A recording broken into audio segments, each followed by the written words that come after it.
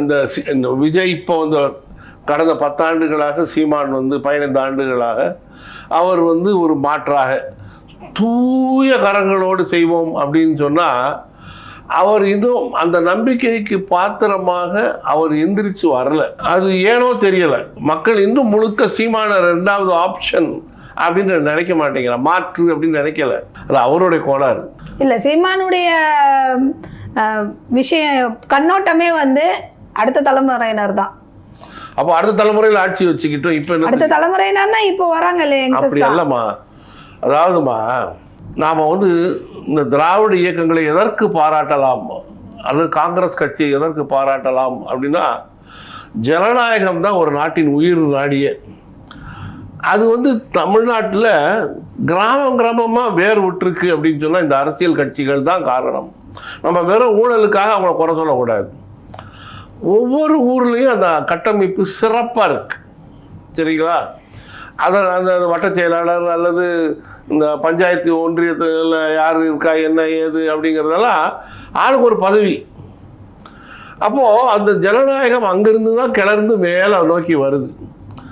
அது மாதிரி அந்த சீமானுடைய கட்சியில் அவர் செய்யவே இல்லை. இன்னும் அந்த ஒத்த ஆளாகவே நின்றுக்கிட்டு இருக்கார். நீங்கள் அண்ணாதுரையுடைய ஆட்சி காலத்தில் பார்த்தீங்கன்னா எவ்வளவு தலைவர்கள், மன்னை நாராயணசாமி, கோவிந்தசாமி, மதியழகன், இப்படி அவ்வளவு தலைவர்கள் தான். எம்ஜிஆர் அந்த கூட்டத்தில் இருந்தார், முக்கியமாக நெடுஞ்செழியன் இருந்தார். அந்த மாதிரி யாரையா காட்டுங்க.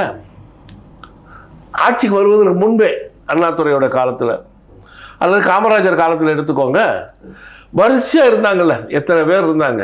சி சுப்பிரமணியம், ஆர் வெங்கட்ராமன், பக்தவச்சலம், நம்ம இவர் கக்கன் ஐயா, அந்த மாதிரி யாரையா காட்டுங்க.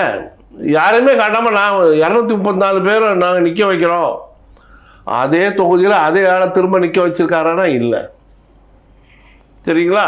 இதெல்லாம் குறைபாடுகள். ஆனால் மக்களுக்கு வந்து மண்டையில் ஏறணும்ல. இந்த ஆள் போன இடம் நின்னா அவனுக்கு போட்டால் ஒன்றும் செய்யலை, அதே இந்த இடம் இவருக்கு போட்டுருவோம். சரி, போன இடம் நின்று தோற்று போனில்ல, 3 தடவை தோத்தாச்சு, வா இந்த 5 வருஷம் வீடு வீடாக ஏறி இறங்கு. நான் என்ன செஞ்ச, நான் என்ன சொன்னேன், நீ என்ன செஞ்ச, நீ என்ன சொல்ல போகிற, அந்த வீடுகளுக்கு போய் சொல்லு. மண்டைக்குள்ளே ஏறலாம்ல. 5 வருஷத்தில் யாராவது ஒரு ஆள் ஒரு தடவை 50,000 பேர் கூடிட்டு ஆளு கத்தியாச்சுன்னா அது வாக்கு அல்ல.